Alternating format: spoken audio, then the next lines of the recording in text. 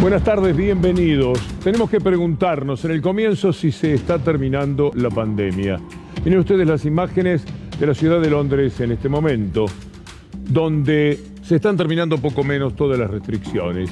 Es el fin de la pandemia en Europa Occidental, lo que vamos a comenzar mencionando, porque esto naturalmente trae también la esperanza de que prontamente tengamos el mismo panorama por acá.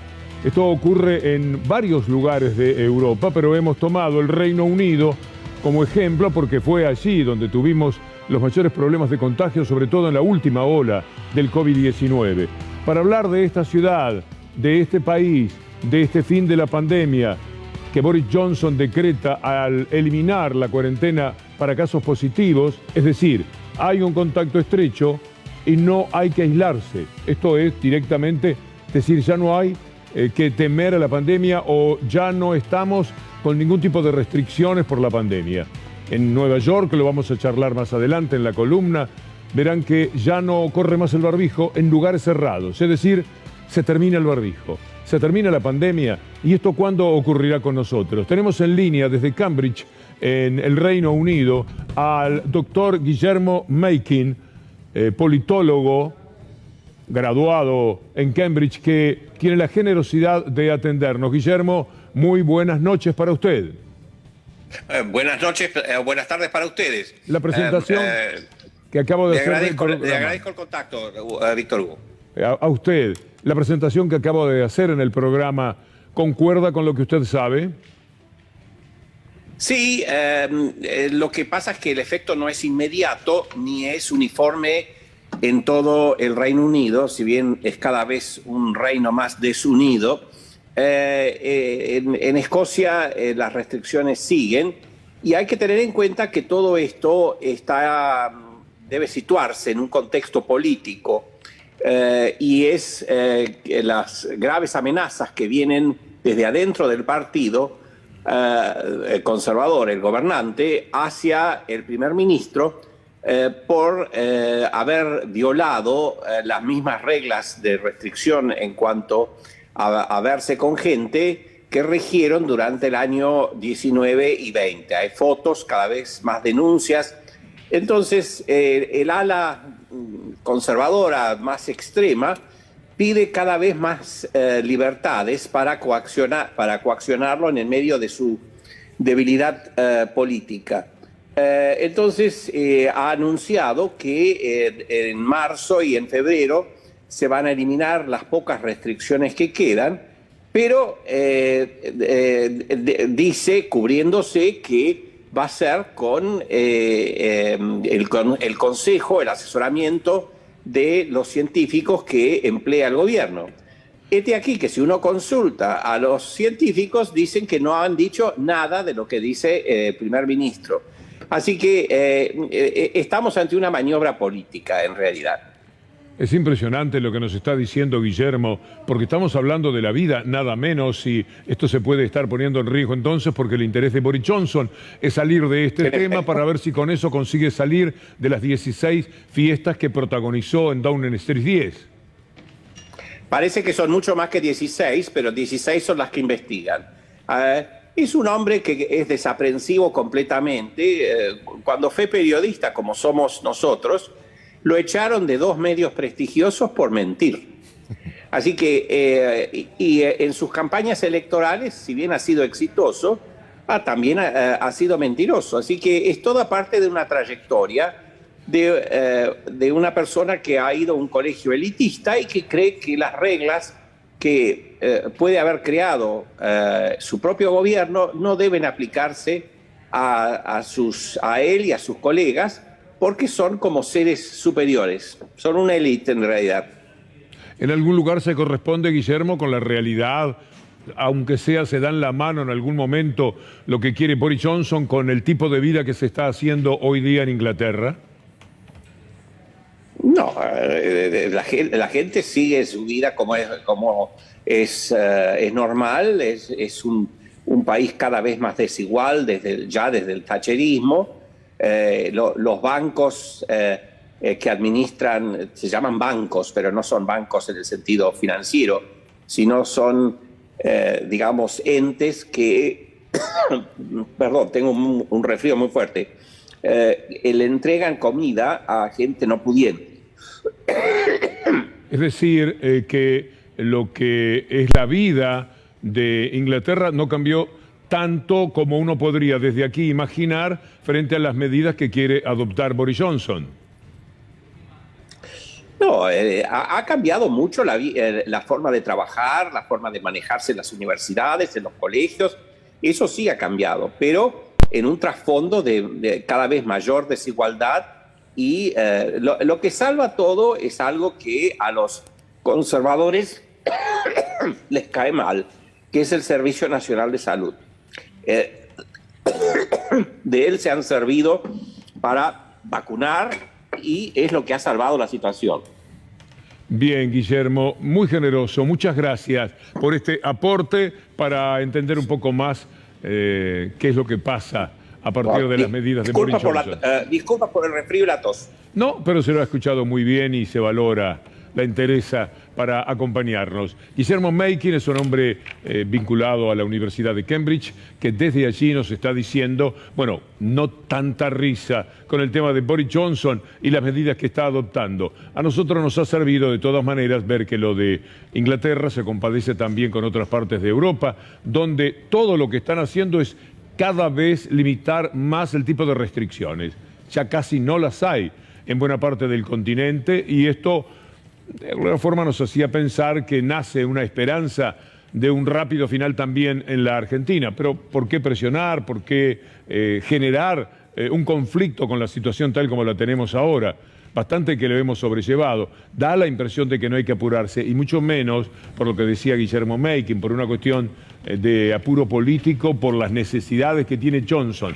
Hoy tenemos 27.252 casos, siguen bajando, no el número de muertes sigue siendo elevado porque viene de arrastre la situación. 218 los muertos, y está en línea Jorge Aliaga, para que podamos nosotros entender a qué nos vamos ateniendo en la Argentina. Jorge, ¿cómo le va? ¿Qué tal? ¿Cómo le va, Víctor Hugo? Buenas tardes. Estamos hablando de Boris Johnson, de Inglaterra, del fin de la pandemia que parece decretar Boris Johnson. ¿Cuánto faltará para que nosotros podamos pensar en algo así? Yo no conozco mucha gente que con certeza pueda aseverar que esto terminó. Por muchas razones. Primero, porque no está claro, por ejemplo, Omicron, cuánta posibilidad de reinfección tiene. Es decir, haber tenido Omicron, que hubo mucho contagio en los últimos meses, digamos, cuánta inmunidad genera para reinfecciones. Ya sabemos que la gente, aún estando vacunada, se puede contagiar de Omicron. Lo que ocurre es que los casos en general son bastante leves, no todos, pero en general sí, pero hay reinfecciones. Entonces puede ocurrir que haya reinfecciones en el futuro, puede ocurrir que haya nuevas variantes. En Europa ya está circulando una variante nueva de Omicron que es más contagiosa. Incluso podría ocurrir que la misma variante Delta, que fue desplazada por Omicron, quede circulando y al desaparecer Omicron vuelva a aparecer. Es decir, no está claro.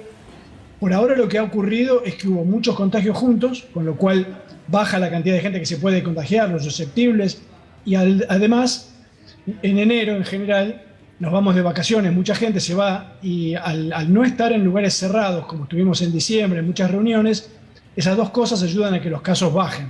Ahora, cuando ahora, después de Carnaval, masivamente la gente vuelva a los trabajos y se retome la actividad en las escuelas, nada dice que los casos van a seguir bajando y que no haya algún tipo de rebote, digamos. El apuro de algunos países, Jorge Aliaga, tiene que ver con una tardía victoria, por así llamarle, de los conservadores, esto de lanzarse sobre el final de la pandemia sin que estén dadas todas las condiciones.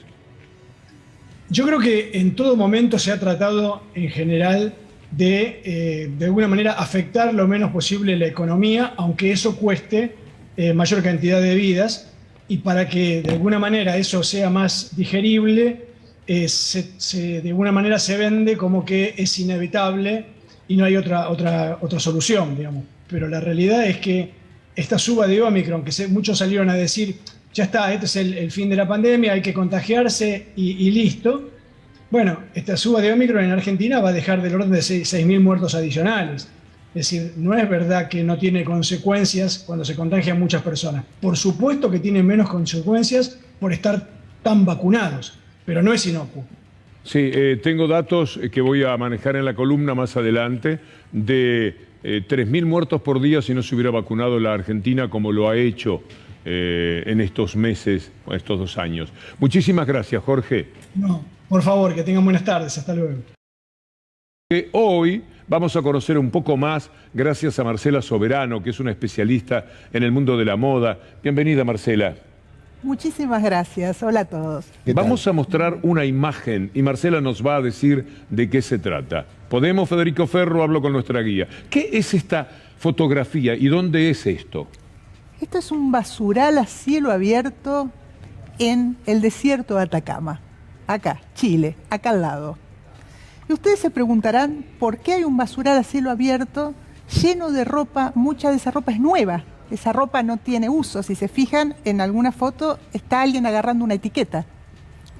¿Por qué hay ropa nueva, abandonada, en un foco de contaminación absoluto, a cielo abierto en el desierto de Atacama? Y podemos decir que porque las marcas de lujo o las marcas de fast fashion, las marcas de los gigantes del retail, no tienen solidaridad. Prefieren tirarla, en lugar de darla. Exactamente. ¿Y qué inconveniente tendrían en darla? ¿Por qué ese presunto egoísmo? Porque el negocio de la moda es la sobreproducción. La sobreproducción y el sobreconsumo. Se produce mucho más de lo que se puede consumir y se consume muchísimo más de lo que se debiera consumir. Las marcas, sobre todo las marcas de lujo, no quieren que todo el mundo tenga acceso porque el negocio de ellos es la exclusividad. Por lo tanto, ellos prefieren romper o quemar los excedentes antes que donárselos a quien los necesite.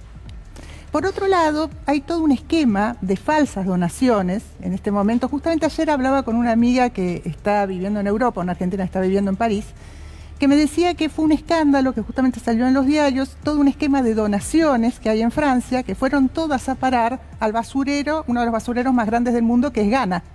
Claro. En Ghana hay un tremendo basurero donde la gente más necesitada va por unos pocos pesos, compra esos excedentes, compra esa ropa basura y la venden y se matan, pero se matan a trompadas por encontrar ropa. Permítame en ese decir, basurero. Marcela, tan solo como una acotación, la foto de abajo es Ghana y arriba Atacama, para que se ubiquen en qué está mirando cada uno de nuestros amigos. Exactamente. El tema está en que muchos de estos basurales son a cielo abierto y son conocidos y otros directamente son ocultos. Hace unos años estuvo al borde de la cancelación una etiqueta internacional, se la puedo nombrar, Burberry era la etiqueta, Sí. porque quemaban 10 veces más de lo que ganaban. Uno diría, esto es insólito, ¿por qué van a quemar 10 veces más de lo que ganan? Lo queman porque quieren que la ropa, sus productos exclusivos de lujo, sean para unos pocos. El negocio de la moda no es dar, el negocio de la moda es vender. Claro. Capitalismo puro. Capitalismo puro, es el capitalismo. Y la verdad que a veces me preguntan por qué esto es así, y porque la moda realmente es una de las industrias que, a pesar de que parezca banal o frívola o se asocie a las alfombras rojas, es una industria que es una de las principales fuentes de trabajo del mundo. Claro, a veces de muy mal trabajo. Ese es otro de los temas. Cuando hablamos de sustentabilidad, por ejemplo, sustentabilidad no es teñir 2 remeras con remolacha y decir soy sustentable. Sustentabilidad es que tu cadena de producción pueda estar certificada. De hecho, hasta hace un tiempo acá había una sola marca que tenía la cadena de producción certificada, que era la marca de trabajo Ombú. Era la única que tenía toda la cadena de trazabilidad en el INTI. Y la otra parte es el trabajo justo. Sin trabajo justo no hay sustentabilidad, digamos. Yo recuerdo, volviendo al origen de nuestra charla, ese desierto de Atacama cubierto de ropa usada que prefieren tirar ahí que darla. No voy a decir la marca, no me parece necesario, pero hubo una marca chilena donde cortaban las zapatillas. Sí. Conoce el tema. Conozco, y también hay unas tiendas chilenas muy importantes. cuando sale esto a la luz, muchísimas marcas chilenas y universidades de Chile denuncian este tema. Hay unas tiendas muy importantes que están en Chile, que en algún momento querían venir acá y se frustró el negocio, que directamente tienen un departamento donde cortan todas las prendas. Cortan todo antes de descartarlas. Exactamente, para que no se puedan utilizar. O sea que detrás de ese glamoroso mundo también hay...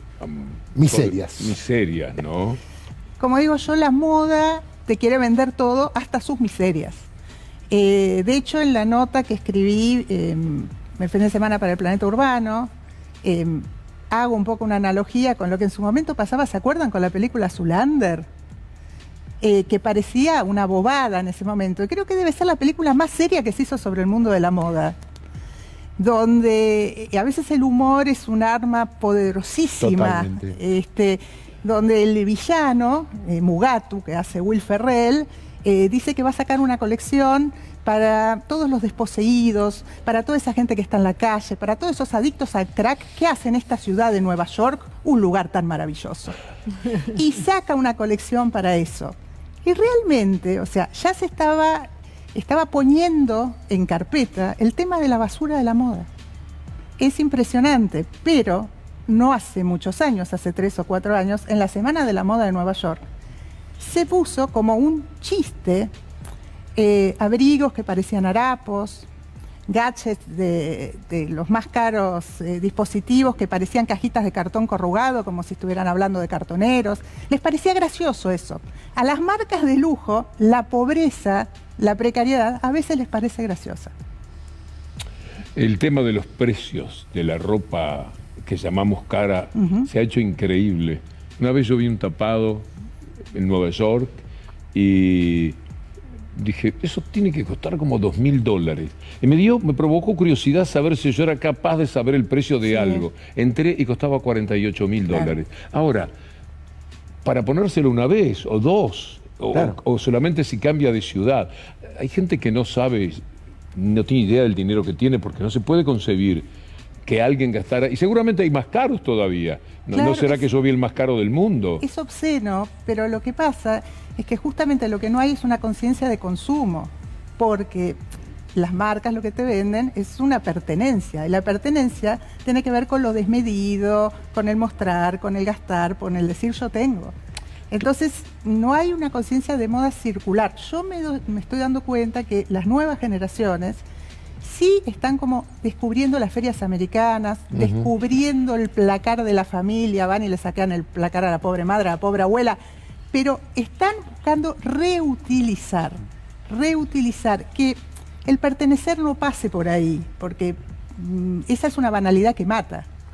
Marcela, qué bueno haberla conocido, muchas gracias. Lo mismo digo.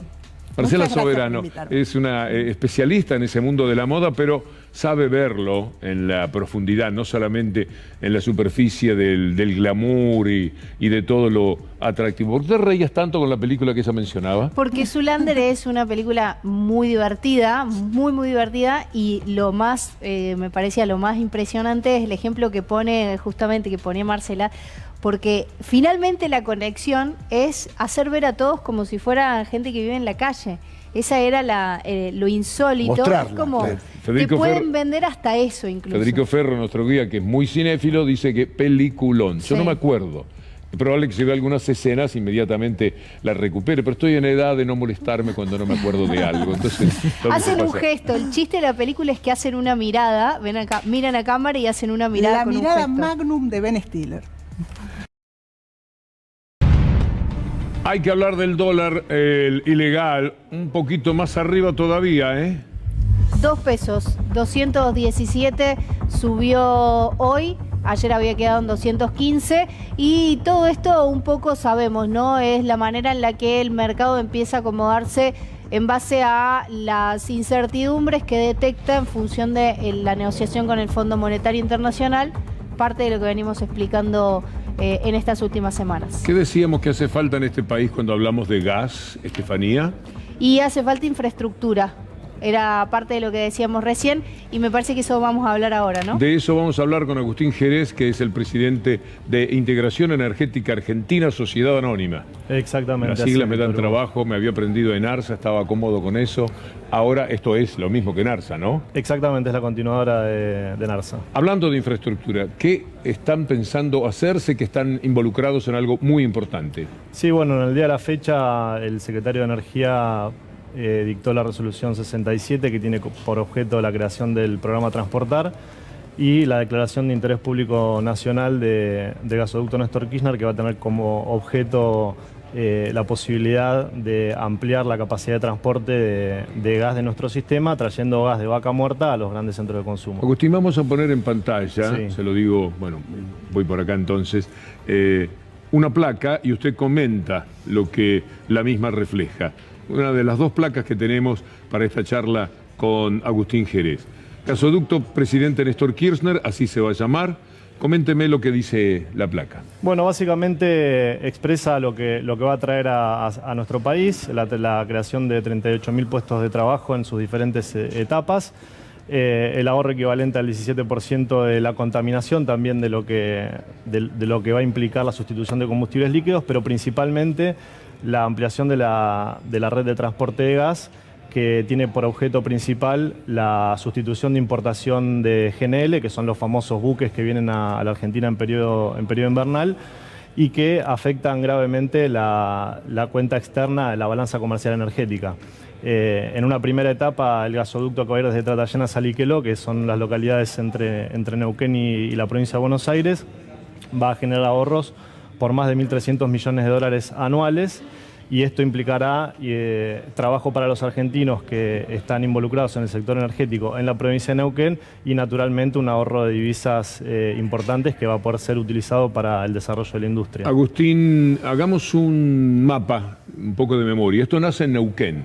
Exactamente. ¿Cerca de qué lugar de Neuquén? Esto es Vaca Muerta y es Bien.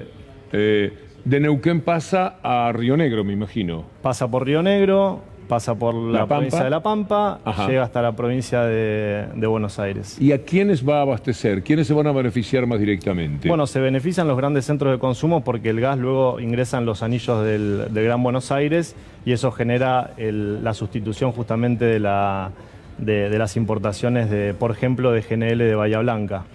¿Esto empezaría cuándo? Esto empezaría, nosotros tenemos prevista la licitación del abastecimiento de caños y lo que es impacto ambiental para el mes de febrero. ¿Caños de qué tipo son los que se necesitan? Caños de 36 pulgadas. Son gasoductos, digamos, que se fabrican en Argentina y se fabrican en diferentes partes del mundo. ¿Hay forma de licitar en la Argentina o directamente esto es techín? Es uno de los principales, va a ser probablemente una de las principales competidoras de los procesos licitatorios. ¿Permite el abastecimiento del litoral y el noreste? Esto, como dice ahí, históricamente postergado, ¿no? Bien, exactamente. Una de las obras que nosotros tenemos a cargo es el GENEA, que lo reactivamos luego de la suspensión del 2018 y que si no tenemos ninguna clase de inconvenientes o problemas operativos, para el mes de marzo por primera vez vamos a estar llegando con gas natural a la provincia de Formosa. ¿Algo que quiera decir, Agustín, que le parezca bueno que la gente sepa y no le estoy preguntando?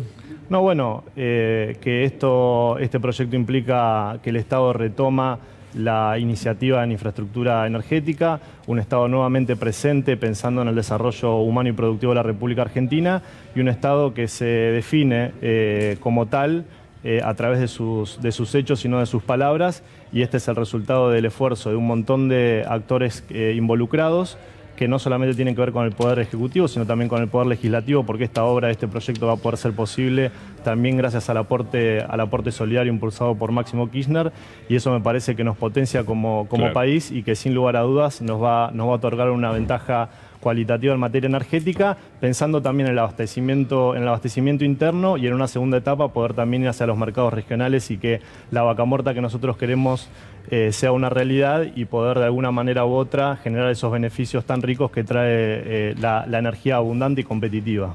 ¿Usted es ingeniero? Abogado. Abogado. Muchas gracias. Y espero que... ¿De aquí a cuánto tenemos que esperar para hacer una nota en la cual usted nos diga se inaugura el gasoducto? Bueno, Tírese un lance. me gustaría que esté previsto para antes del invierno del año que viene. Ah, bueno. Ah, rápido. Sí. Bien. Bien. invierno, además, antes del invierno. Bien, Agustín, muchas gracias. Esperemos lograrlo. Esperemos. Muchísimas gracias. Bien, ahora vamos a ir con Lautaro, pero ¿por dónde, Lautaro? Víctor Hugo, siguen las repercusiones en relación al principio de acuerdo con el Fondo Monetario Internacional. Habló el ex titular de medios públicos durante el gobierno de Mauricio Macri, Hernán Lombardi, y dijo que no queremos ir a un default porque todos ya sabemos lo que vivimos en el año 2001. Lo escuchamos y lo analizamos. Pero no pueden poner a toda la Argentina en vilo por sus disidencias internas. Nosotros, los argentinos, sabemos lo que es un default. Ya lo vimos en el 2001, y eso que ese fue un default con los acreedores privados. Este sería un default con el fondo, o sea, con los organismos multilaterales, que es mucho más grave, porque se trabaría toda la economía argentina en términos de su comercio internacional. Digo, es una irresponsabilidad enorme que mañana hace 26 meses que asumieron y no hayan mandado nada al Congreso. Esas eran las declaraciones de Hernán Lombardi, que él también fue funcionario en el año 2001 y recuerda claramente, Víctor Hugo, el default que se vivió en ese año. Si te parece, analicemos los matices que hay dentro del Frente de Todos en relación al principio de acuerdo. Ahora lo vamos a contar a través del siguiente destacado de ámbito.com. Itaí Hackman, vamos a investigar para que los dólares que se fugaron puedan repatriarse y pagar la deuda. Bueno, ya estos son dichos, Itaí ya es muchacho joven, pero es experiente. De aquí a que se pueda repatriar la plata que se fugaron, yo puedo ir volando a la luna como 10 veces. Hay que, digamos, ir por lo realista. Es imposible. Imposible hasta saber qué es lo que tienen. Los casos de los que fugan dinero, flagrante, ¿cómo se llama aquel que mandaba el dinero de Clarín, por ejemplo, afuera, que viene siempre a los programas de televisión? Que era el que tomaba los dineros y los ponía afuera. Les dijo el banco, la dirección, todos los etcéteras imaginables. Nunca respondieron nada, absolutamente nada. Bueno, pero ¿qué dice Itaí? Tenemos otro fragmento de este destacado de ámbito.com para seguir hablando de los matices en relación al principio de acuerdo. Ahora lo vamos a compartir a continuación en pantalla, porque habla de la votación y dice: en el Frente de Todos va a haber unos 30 que nos vamos a abstener. No estamos en contra de hacer un acuerdo con el FMI, pero es una forma de manifestar nuestras diferencias sin bloquearlo, es lo que dice esta parte del Frente de Todos, Víctor Hugo, en relación a la votación, y hablan de una abstención. Sí, muchas abstenciones, ¿no? Es lo que está diciendo, sí, 30 es lo que está diciendo. Fuerte. Es un tema muy, pero muy fuerte. Sí, desde el punto de vista ideológico, en el corazón de todos duele mucho hacer un acuerdo con el Fondo Monetario Internacional. Cuando plantean el otro escenario, extorsivo, terrible, también uno tiene una cierta responsabilidad, sobre todo para quienes están conduciendo. Esto de las cosas que a veces se dicen: no paguemos la deuda es ilegal, es ilegítima, pero es legal. Los países funcionan de esta manera. No hay caminos a recorrer. ¿Usted se acuerda lo que fue el 7% de los buitres, que están todos ahí? Esos quedarían también sin cobrar. Se hizo un acuerdo, el primero que hizo Martín Guzmán fue con los que potencialmente son buitres. El día que no se les paga se vuelven buitres, lo son ya de antemano. En consecuencia, si el 7% enloqueció la vida de la Argentina de la manera que lo hizo, resistió muy bien la Argentina, pero en algún momento eso iba a ser insostenible, ya parecía que lo era. El 7%, imagina el 100%. Con todo el dinero que vuelcan en publicidad contra el país, con toda la justicia internacional jugando a favor de ellos, porque estamos hablando de bandas de delincuentes magníficamente conectados. Entonces también implica buscar un poco de realismo. Es muy extorsivo, yo lo entiendo.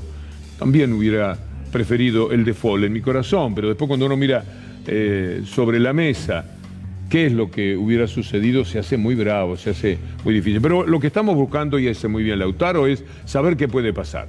30 abstenciones, dice Itaí Hackman. Son muchísimas, Lauti, ¿eh? Sí, son muchas, Steffi. Bueno, querías... No, lo que estaba pensando es cuál es la alternativa, ¿no? Pagar, ya sabemos lo que implica en términos de dependencia. No pagar significa en en el tablero internacional generar algunas tensiones geopolíticas y sobre todo con socios regionales que también tienen parte de sus reservas depositadas en el fondo. Es bien complejo, como lo contaba Víctor Y Hugo. para cerrar este fragmento en relación al principio de acuerdo con el Fondo Monetario Internacional, vamos a ver un fragmento, Víctor Hugo, que fue muy viral ayer durante la marcha en contra del acuerdo con el Fondo Monetario Internacional. Alguien se acercó y criticó al expresidente Mauricio Macri. Esta gente no va a decirle a Macri que fue el que hizo la deuda, que debe estar panchamente riéndose de nosotros y de todos los demás. Es decir, Fernández lo único que hizo es arreglar la deuda y otra forma no había. Así nomás se los dijo. Sí, este fragmento se hizo viral, Víctor Hugo, y bueno, justamente era porque se imaginaban una opinión en contra del gobierno del presidente Alberto Fernández, y rápidamente fue tendencia en redes sociales.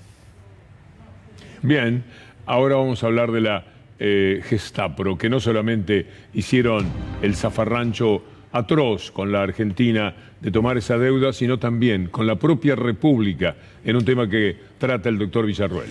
Para mí sigue siendo más grave que lo de la deuda, porque ¿cómo arreglás el tema de armar causas, de mandar gente a la cárcel, de reunirte como este video, la verdad, trágico, donde están todos? Podemos decir que la causa sigue avanzando. Estuvimos en enero, había feria, ahora comenzó febrero y ya hay nuevos elementos. Y está la comisión bicameral, que está citando a las partes. A ver, en la cancha cuando alguien está asustado dice, están todos, No, usted me entiende, sí. Están todos asustados. No fue a declarar Grassi. ¿Quién era Grassi? Subsecretario de Justicia del Ministerio donde María Eugenia Vidal era la gobernadora de la provincia de Buenos Aires. No fue Marcelo Villegas, ni siquiera presentaron un escrito. Claro, ¿qué van a decir? Están hasta las manos. Y por otro lado se avanza porque se ha pedido a la AFI de la comisión que informe claramente dónde está el teléfono encriptado que tenía el jefe de los fiscales. Y la pregunta es, ¿para qué lo tenía Julio Contegrán? Imagínense que Julio Contegrán tiene su celular privado, un celular teóricamente de la Procuración y el teléfono fijo de la Procuración. ¿Para qué un teléfono encriptado? ¿Para organizar y armar las causas? Bueno, creo que va a haber novedades prontamente, se lo estamos adelantando. Chequeé otra vez que no es lo que dice Mauricio Eugenia Vidal, que se presentaron en el expediente a ponerse a derecho del juez. Todavía no lo han hecho muchos. Intuyo que en los próximos días puede haber imputaciones concretas y ya citaciones a prestar declaración indagatoria por este video que encubre un montón de circunstancias que en muchos casos terminó con la cárcel injustamente para muchas personas. Bueno, esa mesa es ilustrativa. Ya la miramos con naturalidad, como tantas cosas que ocurren de esos 4 años aciagos para la República. Ahí tenemos empresarios, funcionarios y espías, programando que van a denunciar con el acuerdo de la justicia, Contegrán, Verbigracia, van a llevar a cabo una tarea mafiosa para poder meter preso a los que ellos de antemano ya acusan de delincuentes. Ellos que son delincuentes, todos los que están allí se están comportando como delincuentes. ¿Exagero, doctor? No, y hay 2 que estaban procesados ya en la causa del espionaje de Lomas. Y hubo una sala, la sala primera, donde 2 jueces, Mariano Llorens, puesto por Macri, y Pablo Berluzzi, trasladado por Macri. Van a ir a juicio político. Obviamente, te iba a informar eso. Se le va a pedir, y se le ha pedido ya el juicio político por prevaricato. ¿Qué quiere decir prevaricato? Dictar resoluciones contrarias a la ley. Y está muy claro que esto es contrario a la ley. No son cuentapropistas, son parte del delito y esto es una asociación ilícita. No se enoje, doctor. No, tranquilo. Muchas gracias. De nada. Lautaro, impecable. Gracias a vos, Víctor Hugo. Estefi, muchas gracias. Muchas gracias, Víctor. Después de esta pequeña pausa, es chica, va la columna. ¿Estamos cerca del fin de la pandemia o estamos exagerando? ¿Es una cuestión política la de Boris Johnson, como nos explicaba Guillermo Makin, destacado politólogo desde Cambridge hace un rato nada más? ¿Es un avance político frente a los problemas que él mismo se ha generado, lo de Boris Johnson? ¿Qué está pasando con el resto de Europa, que también va terminando poco a poco con las restricciones? Y usted se preguntará, bueno, si por ahí está ya terminándose la pandemia, cuándo se termina para nosotros. Yo creo que habrá que tener un poco más de seriedad. Lo de Johnson nos explicaron muy bien, es un alarde político de alguien que está desesperado porque lo están empujando al vacío, su propio partido. Con lo cual está en el horno, como dice la muchachada, está con enormes complicaciones. De ahí viene la liviandad, en medio de todavía muchísimos contagios, decir, bueno, se está terminando la pandemia, viva la vida. No obstante lo cual, vamos a mostrar un mapa de lo que está sucediendo en estos momentos en Europa. Es indudable que la situación es mucho menos tensa que hace algunos meses. Veamos el mapa, las nuevas medidas que se van tomando en Europa. Suecia elimina todas las restricciones y no van a ser testeos a gran escala. Bueno, esto está sucediendo en muchas partes también de la Argentina. Sigamos. Lo que ocurre en el Reino Unido. Elimina todas las restricciones y prevén levantar el aislamiento para COVID positivo. Hasta ahí.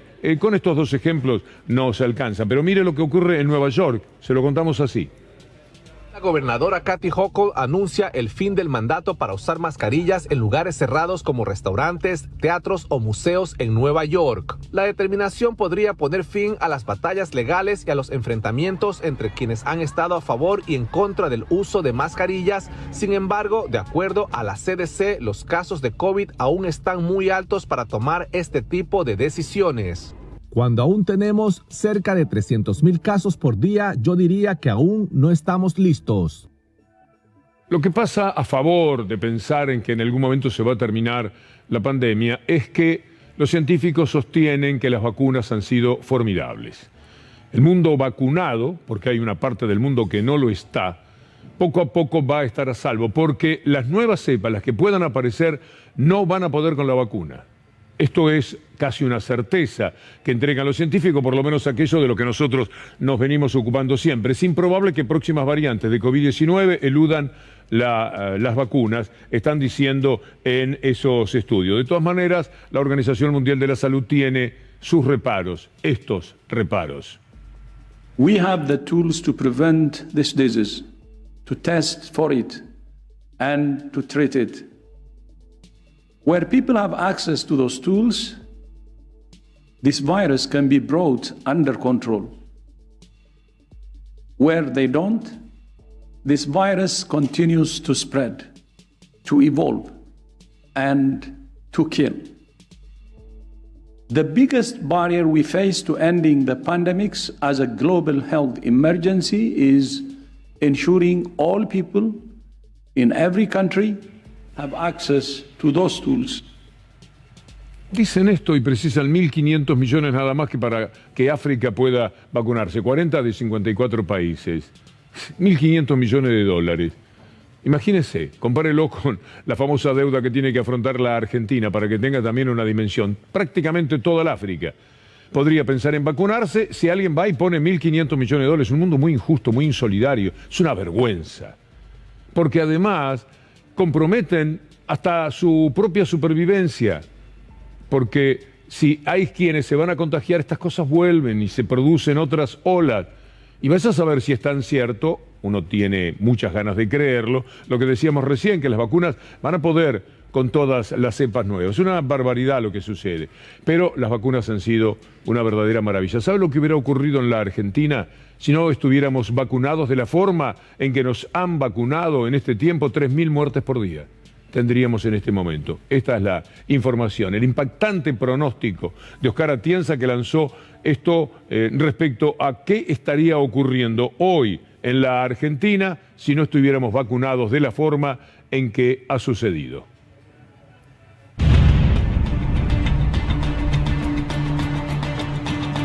Pero tenemos siempre otro tipo de problemas, otras pandemias. La crisis climática lo es sin ningún tipo de dudas. Pasan cosas tan tremendas. No somos capaces de avisorar el futuro. No lo podemos ver, no nos entra en la imaginación. Los científicos sí, porque trabajan con esto, hacen sus adelantos, los especialistas en general. Pero nosotros, los seres del común, ¿cómo vamos a imaginar que Yakarta, tremenda ciudad, de las más asombrosas del mundo en su construcción y de edilicia, tenga que cambiar su lugar? Porque las inundaciones, el mar, etcétera, lo van a llevar por delante. El cambio climático obliga a Indonesia a mover su capital. Más de 400 grandes ciudades o metrópolis de todo el mundo, con una población total de 1.500 millones de personas, corren el riesgo alto o extremo debido a la contaminación, la falta de agua, el cambio climático y las catástrofes naturales. Esta es una investigación de Barry Maplecroft, una organización muy respetada, especializada en el cálculo de los riesgos ambientales. Imagine usted cambiar una ciudad de lugar, ¿no? Es inimaginable. Es decir, se trata de abandonarla y construir otra ciudad. Este es el mundo del futuro, este es el mundo contra el que no se puede hacer nada respecto al cambio climático. Por supuesto que el cambio climático tiene que ver con el capitalismo. Aquí hay una gran hipocresía. Hablan de cambio climático, como si fuera tan sencillo mientras exista el capitalismo y va a ver usted algunos de los temas que vamos a considerar hoy en nuestra columna. Mire esto que habla de la muerte por desastres climáticos. Están alcanzando un máximo en una década en Estados Unidos, en la parte continental de los Estados Unidos. Esta es una de las consecuencias de lo que está pasando con el mundo. Lo vive Estados Unidos, cuyo anterior presidente, el King Kong rojo, el tal Donald Trump, abandonó, por supuesto, toda la lucha del cambio climático. Dice, no existe esto. No pasa nada con el cambio climático y mientras tanto el mundo se hunde, se incendia, se seca o vienen tsunamis que se devoran vidas, ciudades, pertenencias.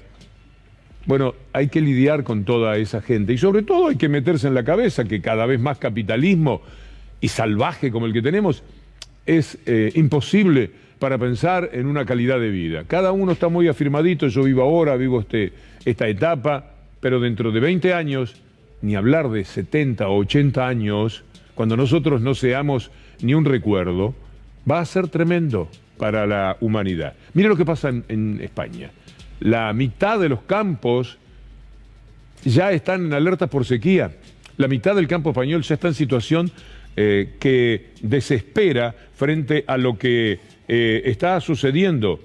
Es terrible lo que implica pensar que está afectado entre un 60 y un 80% el rendimiento de los campos, según el informe de la coordinadora respectiva, naturalmente hablando de la incertidumbre que genera el inicio de la campaña de regadío, porque están en eso. Les voy a mostrar en instantes nada más algo de España que los va a asombrar, pero permítanme antes ir a Colombia con las lluvias, porque todo nos hace mucho daño y todo está referido, cada vez más comprobado, a los cambios climáticos. Todo ese pedazo de monte se vino, está sobre esas casas, ahí había gente haciendo arepas, comprando. Fue el deslizamiento que se presentó, cayó en el río y fue como un efecto de la ola y afectó en las viviendas. Mi hermano solamente gritaban, salgan, salgan, salga, que el río se desbordó, salga. Y cuando salimos ya estaba toda esa tragedia, la gente gritando.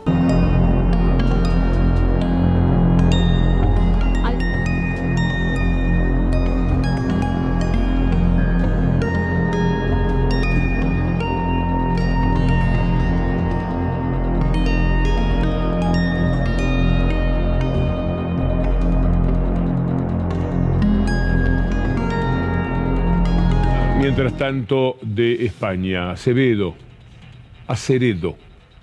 en Galicia. Mire usted, primero le doy la noticia y después la prueba de que esto que parece imposible es real.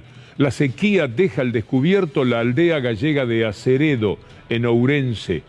Una sequía que al producirse, al bajar las aguas, determina que aparezca un pueblo.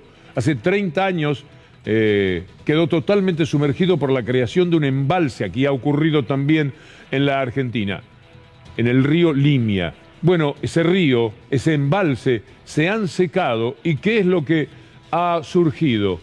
Aquella ciudad que había sido hundida. Mire usted, esto está pasando en el mundo. Esto es verdaderamente muy, pero muy asombroso. Entonces tenemos sequías pavorosas como esta, lluvias que son tan intensas que arrasan con barrancas, con viviendas, etc. Y también tenemos, esto es imposible de imaginar, mira hasta dónde se está llegando, la reaparición de ese pueblo, en algunos lugares todavía mucho más contundente como mostraban las fotografías. ¿De qué hablamos cuando hablamos del cambio climático? Sequías, inundaciones, nos falta un incendio hoy para dar cuenta de lo que está sucediendo. Y ese incendio esta vez no se produce ni en Aceredo, ni en Estados Unidos, ni en Ucrania, no. Se produce acá. Es decir, nos habita también la desgracia de todo lo que le pasa al mundo en función del cambio climático. Vea las imágenes de los incendios en Corrientes que no dan tregua. 330.000 hectáreas arrasadas, 4% del total del territorio afectado. Humedales, esteros, bañados, malezales, vegetación de valles aluviales, todo esto en un 60% casi, en tren de arruinarse para siempre. Pero atacamos de todas las maneras al medio ambiente. Hace un rato, nada más, con Mercedes Soberano estábamos hablando de lo que la moda, que parece tan inofensiva, le hace al mundo. Mire estas imágenes de Ghana, este informe que nos permite entender cómo hasta la moda puede generar este conflicto en el que estamos metidos. Cada mañana se repite la misma escena en el mercado de Cantamanto, en Accra, la capital de Ghana. Los comerciantes de ropa usada se pelean por los mejores artículos.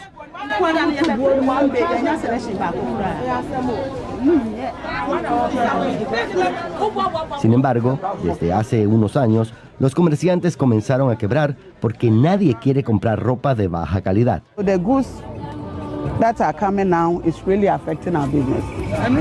Estos vendedores en África Occidental dependen de lo que donan o reciclan los consumidores en Europa, Estados Unidos o China. Hasta 15 millones de prendas usadas llegan a Ghana cada semana. Y es aquí donde termina la moda que el mundo no quiere. En los enormes vertederos de Ghana.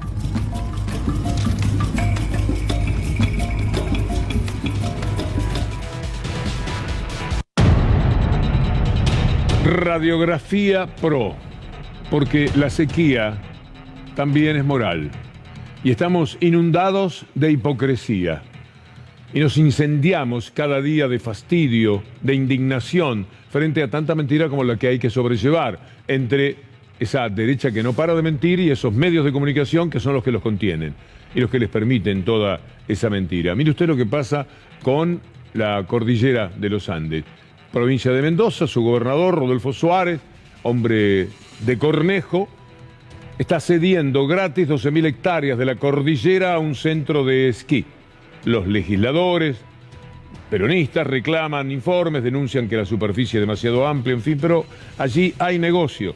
La Reta construye viviendas impresionantes en Buenos Aires, allí tenemos lo que también con criterio neoliberal se hace en la provincia de Mendoza. Tenemos también lo que es en la radiografía Pro el comportamiento frente a la educación. ¿Qué es lo que hacen? Bueno, mentir. Como les decíamos, hay una sequía en cuanto a la búsqueda de la verdad. Soledad Acuña diciéndonos que nunca faltan vacantes en la ciudad de Buenos Aires. Nunca en los últimos 8 años por lo menos tuvimos faltantes de vacantes en educación obligatoria, ni siquiera en el nivel inicial. Nunca en los últimos 8 años por lo menos tuvimos faltantes de vacantes en educación obligatoria, ni siquiera en el nivel inicial. Cuando las familias piden vacantes para la edad obligatoria por ley es a partir de los 4 años, todas las familias tienen una vacante. A partir de sala de C es donde no cubrimos a todos los que piden. El 75% de los que piden una vacante obtienen una vacante en una escuela pública en sala de C, pero no es obligatoria. El concepto y el criterio, mire hasta dónde miente. Creció casi un 20% la demanda en escuelas públicas y cayó un 40% en privadas. En 2021 la situación se agravó. Del total de 117.000 estudiantes que pidieron un lugar en los 3 niveles de las escuelas públicas porteñas, solamente recibieron vacantes 61.200. Pero el tema se agrava cuando, por ejemplo, visitamos una escuela. Vamos a la escuela de Boedo, para que usted vea cuál es el panorama que trata de evitar con sus mentiras totales. Ella piensa que replican su exposición los medios cómplices. Una explosión en una escuela de Boedo, un obrero resultó herido. Un problema eléctrico de los que tienen muchísimas escuelas, en este caso del distrito sexto, ubicado en la calle Massa, 1935. Así están las cosas. Escuchemos a Natalia Militi, docente. Es algo que venimos denunciando del sindicato. Todas las conducciones han hecho en varias oportunidades distintos reclamos al gobierno de la ciudad. Se vienen haciendo reclamos por el cambio de este tablero. Es realmente preocupante que no se tomen los reclamos que se vienen realizando. Trucho, todo lo es, sin ninguna duda. Mire, hablando de truchos, los aportantes. Vamos a esta información que tiene que ver con una historia que supo denunciar C5N a través de Juana Morín. Aportantes truchos rechazan estados contables de Cambiemos de 2017 y piden avanzar en una investigación penal. El juez Alejo Ramos Padilla, quien lleva adelante la causa, conocida como Aportantes truchos, desaprobó los estados contables de Cambiemos Buenos Aires de 2017. 79 comprobaciones directas, fehacientes, de miles. Es una barbaridad, una atrocidad. Y mientras tanto, en esa radiografía de la mentira, también aparece allí ya no solamente la mentira, sino lo que es la sospecha de una inmensa corrupción. En algunos casos corroborada en los hechos, y en otras habrá que investigar, como a la señora Bullrich, en esta denuncia que hace un hombre serio como Félix Kraus desde la Oficina Anticorrupción. La denuncia a Patricia Bullrich por la compra de material para el G20, que llegó 5 meses después. O sea, un inmenso gasto de 9 millones de dólares, 9 millones de dólares, que llegó tarde, 5 meses, qué lástima. ¿Para qué hicieron una compra que llegaba 5 minutos tarde? ¿Cómo lo devolvieron? Porque era negocio. ¿Era negocio para quién? Estaba metida hasta Gracielita Ocaña, que enterada de que estaba en esto Patricia Bullrich, le dijo: ¿sabes que tengo un amigo que tiene unos chalecos antibalas? No le pasa una, tráemelo. Y ahí nomás armaron un negocio fantástico. Ahora habrá que investigar sobre precios del 315%, denuncia la Oficina Anticorrupción. Todo para traer al G20 material de seguridad que nos iba a proteger, qué sé yo, de las bombas que podrían caer en el G20, cuando en realidad precisábamos protección de tanto servilismo como aquel del que hizo gala el gobierno de turno en los tiempos del G20 en la Argentina. Lo que tenemos que enfrentar es un problema de base, que es no gastar más de lo que tenemos. Y creo que los argentinos, creo que en todos nosotros, ha crecido la conciencia de que no podemos seguir gastando más de lo que tenemos. Vivir por arriba de nuestros ingresos. Es muy importante que todos adoptemos hábitos muy sencillos en nuestras casas. Cuando hablo de que todos tenemos que asumir el desafío, también incluyo, muy especialmente incluyo, a toda la dirigencia política. Eso es lo que tenemos que comprometernos cada vez más. Y sobre todo ahora, que sé que cuesta, sobre todo ahora que estamos pasando un momento difícil, que hay que ajustarse para llegar a fin de mes. Es cuanto más tenemos que confirmar que estamos convencidos que tomamos el camino correcto.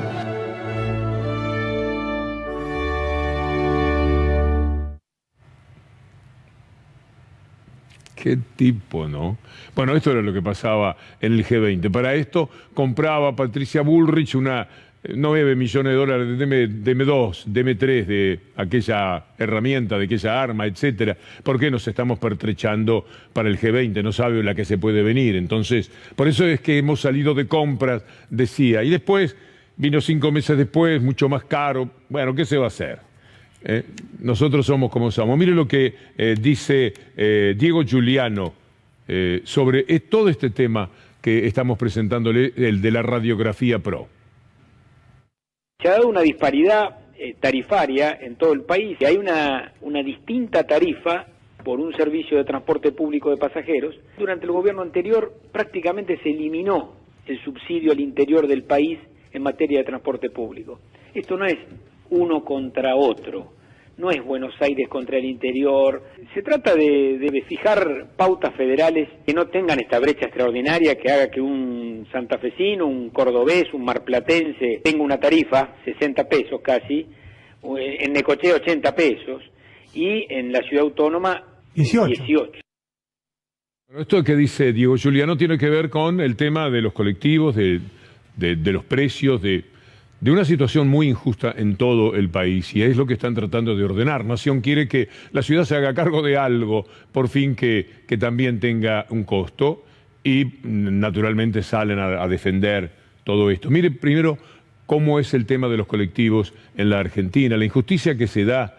¿Cuánto cuesta el boleto de colectivo? Mire la diferencia de Bahía Blanca a Lamba, nada más, de 18 a 76 pesos. Esto no puede aceptarse de ninguna manera. Pero cuando se habla de que Nación le pide eso a la ciudad, una vez más, están hablando desde los medios de comunicación y desde los sectores políticos de que se trata de una imposición. Se quieren llevar todo por delante. Parece mentira que jueguen tanto con la inteligencia de la gente.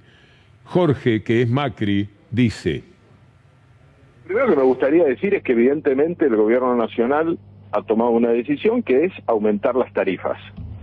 El gobierno se ha parado claramente en, bueno, tenemos que aumentar la tarifa de luz y ahora quieren aumentar la tarifa del boleto de colectivo en la ciudad de Buenos Aires.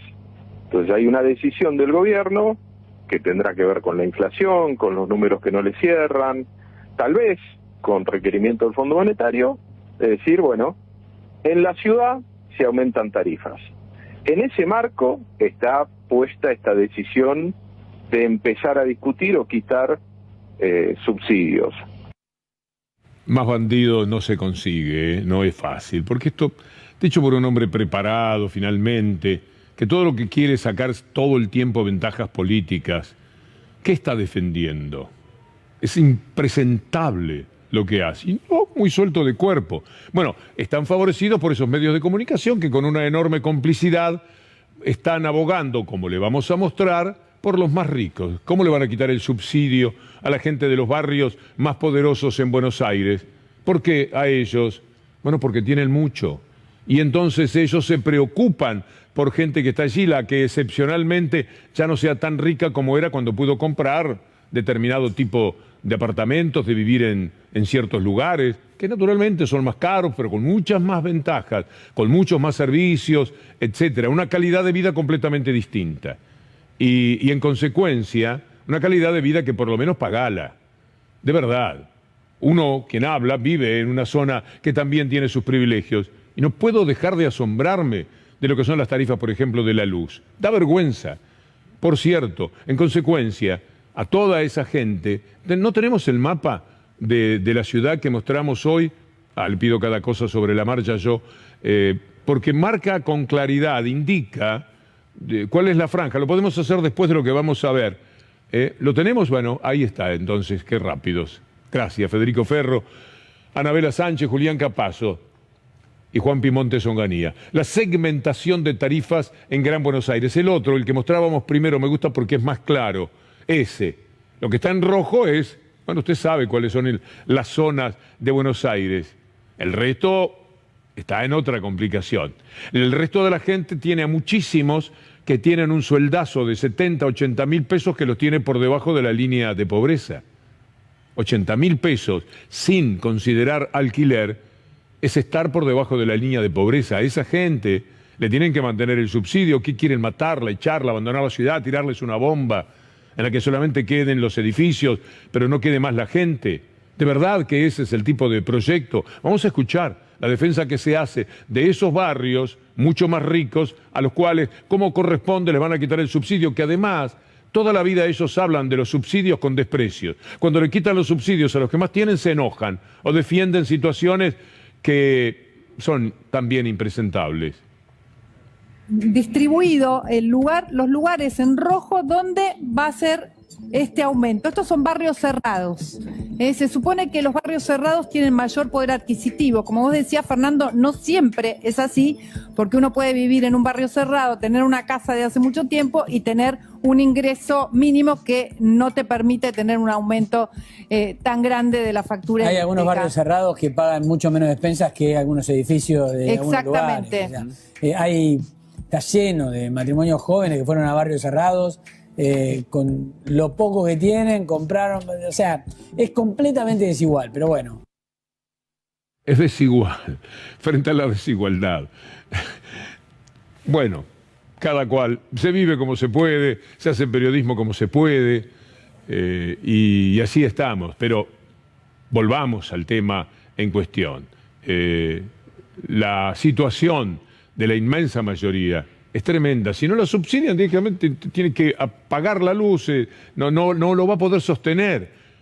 Si se sabe lo que más o menos se gana y con 80.000 pesos, sin considerar el alquiler, se es pobre, ¿a qué estamos condenando a la gente si les quitáramos el subsidio y le cobráramos lo que le van a cobrar a quienes viven en departamentos muchísimo más caros, en zonas de mucho más servicio y mucho más caras? No quiero ser redundante, porque me parece que se entiende, pero hacen tanta fuerza para que las cosas no sean así, que no faltará algún pobre que venga y diga, como cuando pedían los pobres, los trabajadores, que tienen que aumentar las tarifas. ¿Se acuerda de eso, alguna marcha en la que aparecía pobre pidiendo que aumentaran las tarifas porque le habían hecho la cabeza de tal manera que ahora no faltará alguien que diga, pobre gente, le quitan el subsidio a la muchachada más rica? ¿Por qué a ellos les quitan el subsidio y a nosotros no? Esto es desigual, tal como sostenían ahí en lo que veíamos recién. Bueno, las tarifas las podríamos sintetizar de esta manera. Afirman que tarifas de servicios públicos llegarán a acumular más de 3.500% en la era Macri. Desde inicio de 2016, incrementos acumulados promedio de 3.624 de energía eléctrica. Claro, esto les parecía fantástico, porque esto era ganancia de las empresas. 2.400 en gas natural, de las cosas que nos hemos olvidado. De vez en cuando me gusta volver sobre estos temas, porque me parece que la memoria va aniquilando, por una cuestión humana, comprensible, cosas que no podemos perder de vista de lo que esta gente, de la que estamos haciendo una radiografía, ha sido capaz de hacernos. O cuando hablaban de aumentos, ¿se acuerda lo de las pizzas? Hoy, que es el Día Internacional de la Pizza, vamos a recordar a ese monumento a la hipocresía que se llama Alfonso Prat-Gay.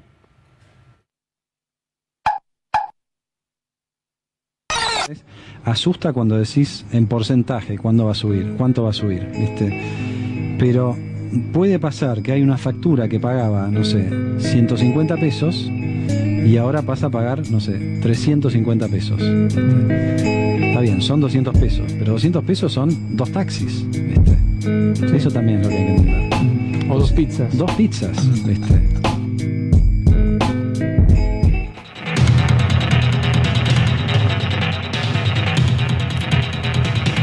Matizamos, porque hay que hablar también de soberanía y modelo, de las cosas que hay que confrontar todos los días en la batalla cultural, en la batalla informativa, que es imprescindible dar, pensamos nosotros, y ojalá que usted participe de esa idea. Hay personajes como Esper que quieren terminar con Aerolíneas Argentinas. Seguida le vamos a recordar, entre otras cosas, qué significa Aerolíneas Argentinas, pero primero veamos a Esper.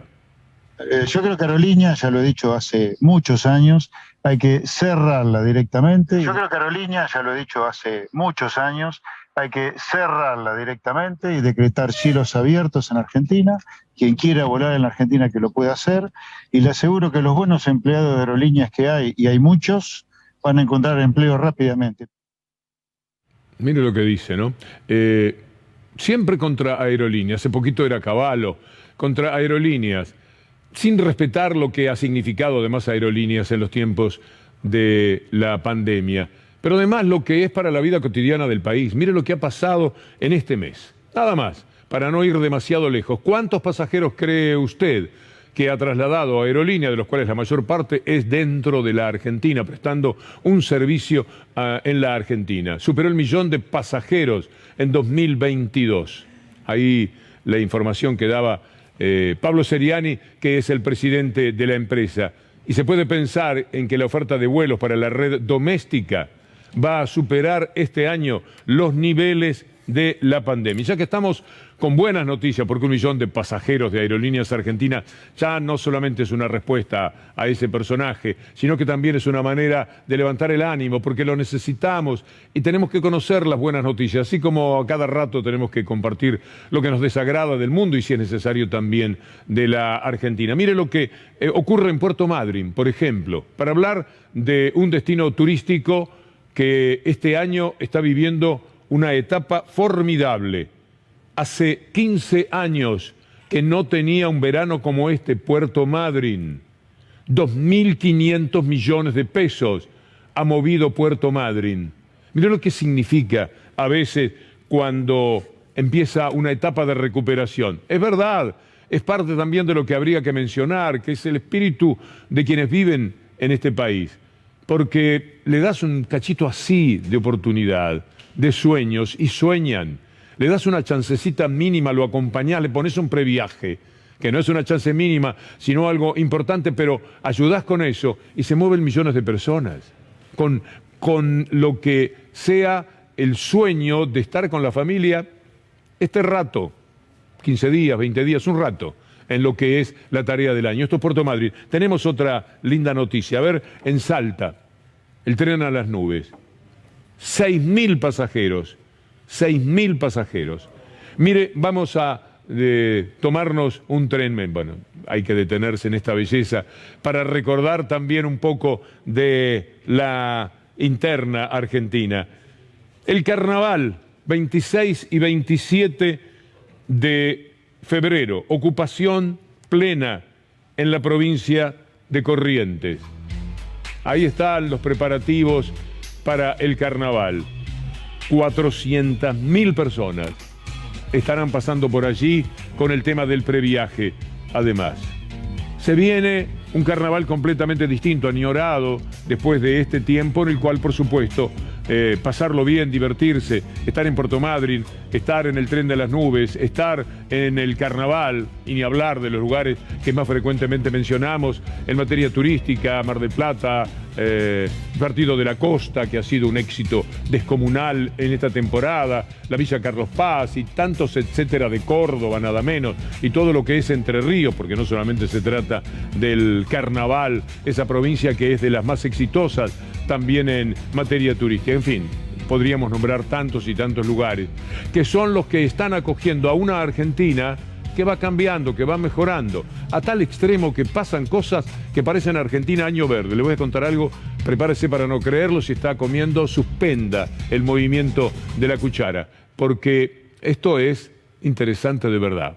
Empresa Bridgestone, que desde 2006, atención al año, está trabajando en la Argentina y que tuvo en su momento muchas dificultades. Bueno, le comunicó a sus trabajadores y trabajadoras que van a recibir este mes, en concepto de anticipo de participación en las ganancias, un importe de 365.000 pesos cada uno, y que alrededor de mayo van a completar hasta llegar a 730.000 pesos.